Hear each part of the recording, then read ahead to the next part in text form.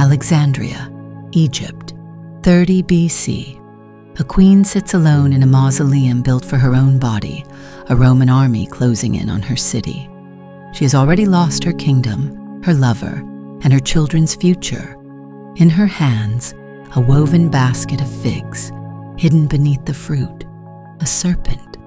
In the next few minutes, the most powerful woman in the ancient world will make a choice that turns her into a legend for the next 2,000 years. This is not the Cleopatra of Hollywood. This is not a seductress in gold eyeliner. This is a queen who spoke 9 languages, commanded fleets, outmaneuvered Rome for 2 decades, and lost, not because she was weak, but because she played the most dangerous game in history and came within inches of winning. This is the real story of Cleopatra VII, the last pharaoh of Hellenistic Egypt. To understand Cleopatra, you have to forget everything you think you know about ancient Egypt. By the time she was born in 69 BC, the pyramids were already 2,500 years old, older to her than she is to us. Cleopatra wasn't ethnically Egyptian at all. She was Greek, a descendant of Ptolemy, one of Alexander the Great's most trusted generals, who claimed Egypt for himself after Alexander's empire shattered. For nearly 3 centuries, the Ptolemies ruled Egypt from Alexandria, a dazzling city of marble libraries, a lighthouse counted among the wonders of the world, and a royal family so obsessed with keeping power in the bloodline that siblings married siblings, and murder was simply how you cleared your path to the throne. Cleopatra grew up inside this golden cage of violence. Her father, Ptolemy XII, was a weak king propped up by Roman bribes, so unpopular that Alexandria's mob once ran him out of his own city. Cleopatra watched all of it: the instability, the backroom deals with Rome, the brutal cost of losing power. She was still a teenager when she began to understand a lesson that would define her entire life. In this family, in this city, you rule absolutely, or you die. But unlike her relatives, Cleopatra did something almost none of them bothered to do. She actually learned Egypt. Ancient sources say she was the first Ptolemaic ruler in 300 years to speak the Egyptian language fluently, on top of Greek, and reportedly languages from Ethiopia to Arabia to Judea. While her ancestors ruled Egypt from behind Greek walls, treating the native culture as scenery, Cleopatra walked into it. She styled herself as the living embodiment of the goddess Isis. That single choice, bridging 2 worlds instead of ruling over one, is the first clue to who she really was. When Cleopatra's father died in 51 BC, he left the throne jointly to 18-year-old Cleopatra and her 10-year-old brother Ptolemy XIII, with the 2 of them married to each other, as tradition demanded. It was a marriage that existed only on paper, and a partnership that lasted barely 3 years before the boy king's advisors decided the queen had grown too powerful, too popular, too independent. They forced her out of Alexandria entirely. Most royals in her position would have accepted exile. Cleopatra did not. She fled to the Sinai Desert and did something extraordinary for a 21-year-old former queen. She raised an army. She was preparing to march back into her own capital and take her throne by force, when history handed her an opportunity no one could have scripted. A Roman general named Julius Caesar arrived in Alexandria, chasing his rival Pompey in Rome's civil war. Ptolemy XIII's advisors, hoping to win Caesar's favor, murdered Pompey and presented Caesar with his head. Caesar was reportedly disgusted, not impressed, and Cleopatra saw her opening. The problem? Her brother's forces controlled the palace and the harbor. She couldn't simply walk in the front door and ask Rome's most powerful man for help. So, according to ancient historians, she had herself smuggled into the palace, rolled inside a carpet, or possibly a sturdy cloth sack, delivered directly into Caesar's private chambers. When the bundle was unrolled at his feet, Cleopatra stepped out. Whatever the exact truth of the story, the message was unmistakable. This was a queen willing to gamble everything, alone, behind enemy lines, to reclaim what was hers. What happened next reshaped the ancient world. Caesar backed Cleopatra's claim to the throne. War broke out in the streets and harbor of Alexandria between Caesar's small Roman force and her brother's much larger army. A brutal, months-long siege now called the Alexandrian War. It nearly killed Caesar. Legend says the library of Alexandria's port warehouses burned during the chaos, though historians still debate how much of the great library itself was actually lost. Caesar won. Ptolemy XIII drowned fleeing the battle. Cleopatra was secured on the throne, this time alongside an even younger brother, Ptolemy XIV, purely for appearances. The real partnership was with Caesar, and it was not just political. Cleopatra bore a son, Caesarion, Little Caesar, whom she publicly declared to be Caesar's heir. Think about the audacity of this. Cleopatra traveled to Rome itself, was housed in one of Caesar's private estates, and lived openly as the mother of his child, while Caesar was still married to a Roman wife. Roman senators were scandalized. This foreign queen, dripping in Egyptian gold, was rumored to have influence over the most powerful man in the Republic, and some of Rome's elite began to fear exactly what that meant. When Caesar was assassinated on the Ides of March, 44 BC, stabbed 23 times by his own senators, Cleopatra's entire foundation of power in Rome collapsed overnight. She fled Rome and returned to Alexandria within weeks. Rome tore itself apart after Caesar's death. Out of the wreckage, 3 men split power.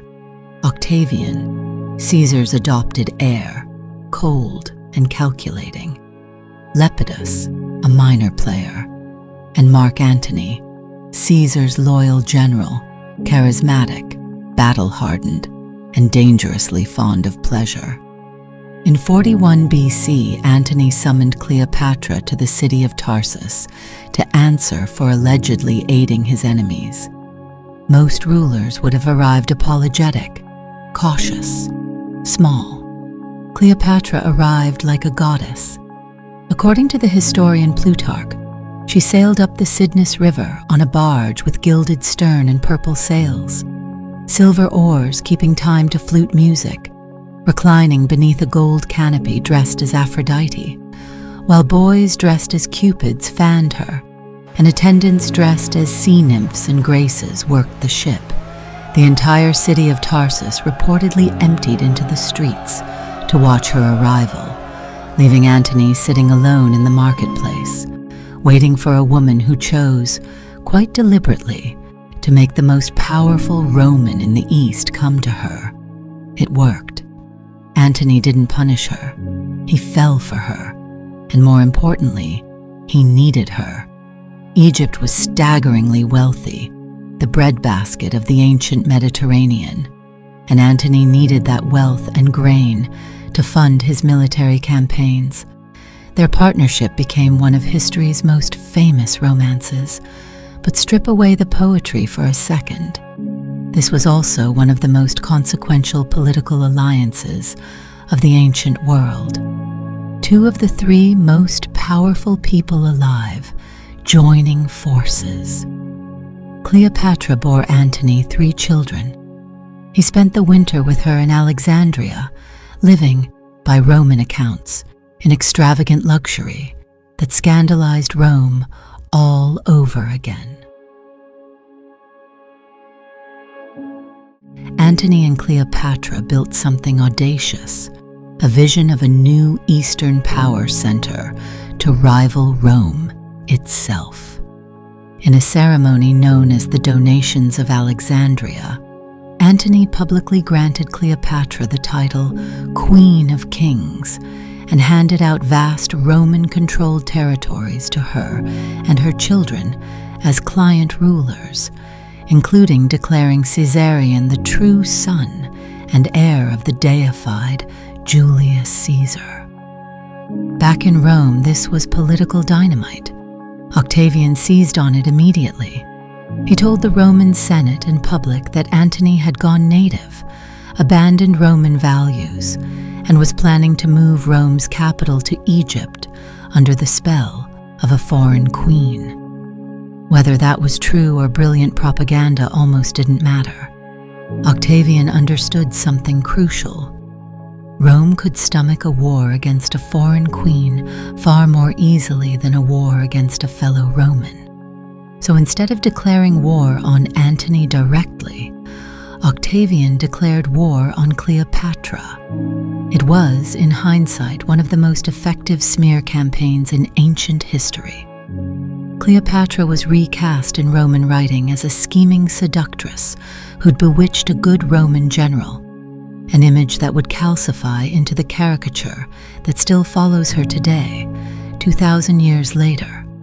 The real Cleopatra behind that propaganda was someone far more interesting, a monarch who had ruled Egypt competently for 2 decades, managed famine and currency crises, commissioned temples, and kept her kingdom independent longer than almost any other territory in the ancient Mediterranean that bordered an expanding Rome. A true matriarch in a patriarchal world, one who was feared even by the strongest of men of that time.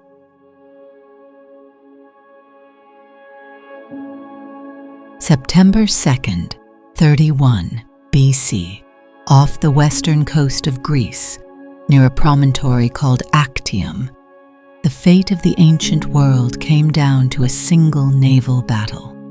On one side, Octavian's fleet, commanded by his brilliant Admiral Agrippa. On the other, the combined forces of Antony and Cleopatra, with roughly 500 ships and tens of thousands of soldiers between them. It should have been closer than it was.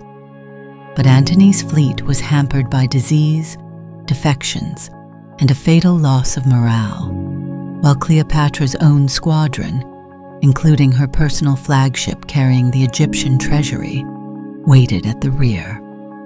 When the battle turned against them, Cleopatra's ships broke through the chaos and sailed south, back toward Egypt.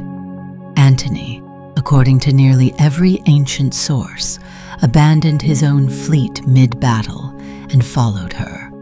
Historians have argued for nearly 2,000 years about what really happened in those chaotic hours, whether it was a planned retreat to preserve what forces they could, a panicked flight, or a betrayal.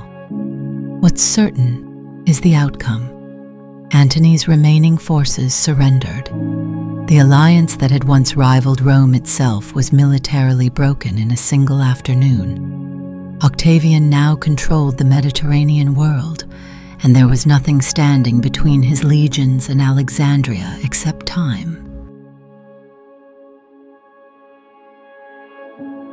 For nearly a year, Antony and Cleopatra held on in Alexandria, watching their world shrink around them. When Octavian's legions finally reached the city in August of 30 BC, Antony's remaining forces deserted or surrendered almost without a fight. Believing a false report that Cleopatra was already dead, Antony fell on his own sword, a Roman general's final act of honor. He didn't die instantly.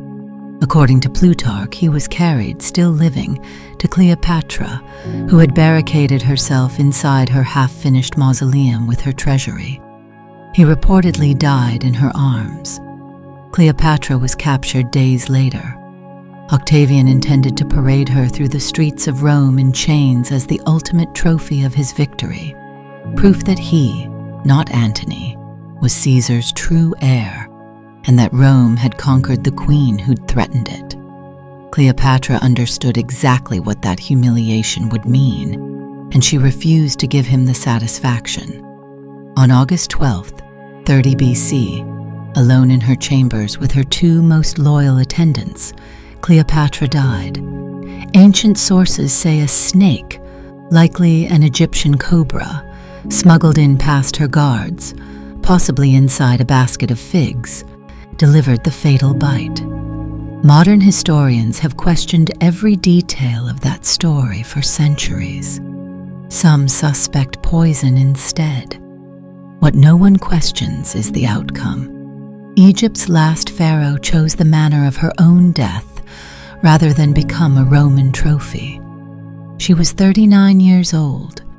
With her death, 3,000 years of pharaonic rule in Egypt ended forever, and Egypt became a province of Rome. For 2,000 years, Cleopatra's story has been rewritten by the people who defeated her. Roman poets painted her as a foreign temptress who nearly destroyed the Republic. Shakespeare turned her into a tragic romantic heroine. Hollywood turned her into a fantasy of exotic beauty. Almost none of it is really about who she was. The real Cleopatra ruled Egypt for 21 years, longer than almost any Ptolemaic monarch before her.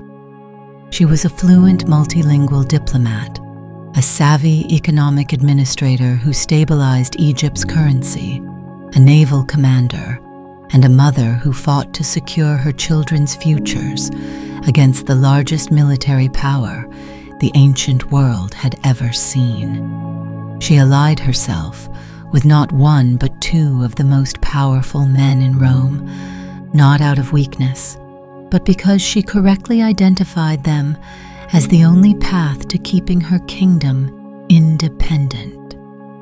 She lost, but she very nearly didn't, and in losing, she became something more permanent than the empire that defeated her, a name that still, 2,000 years later, needs no introduction anywhere on Earth. Egypt's last pharaoh didn't just rule a kingdom.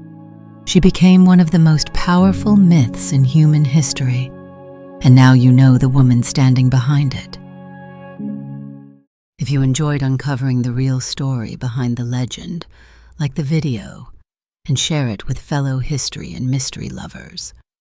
And for more untold histories of history's most powerful and misunderstood rulers, one myth-shattering documentary at a time, follow Meridian Docs.